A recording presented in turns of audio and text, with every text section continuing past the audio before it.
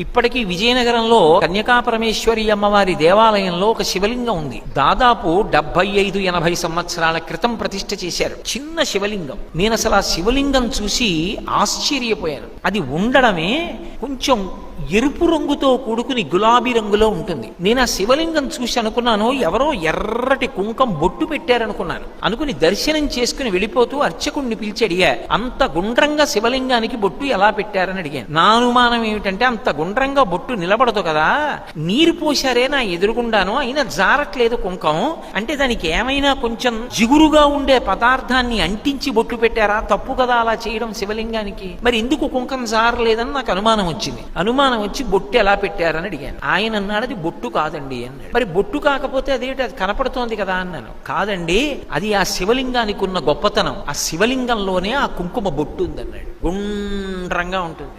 2, నేను అక్కడ జ్యోతి ఒకటి ఏదో వెలుగుతోంది, దాని నీడ పడింది ఆయన మీద అనుకున్నాను. క్రింద నుంచి శివలింగం కింద నుంచి ఒక జ్యోతి వెలుగుతున్నట్లు కనపడుతూ ఉంటుంది. అపురూపమైన లింగం. నేను ఎన్నో శివాలయాల్లో దర్శనం చేసుకునే అదృష్టాన్ని భగవానుడు ఇచ్చాడు, కానీ అటువంటి శివలింగాన్ని నేను ఎక్కడా చూడలేదు. వ్యాస భగవానుడు లింగ పురాణంలో ఎలా చెప్తాడో అలాగే 3వ కన్నుగా కాకుండా కుంకుమ బొట్టుగా కనపడుతుంటుంది.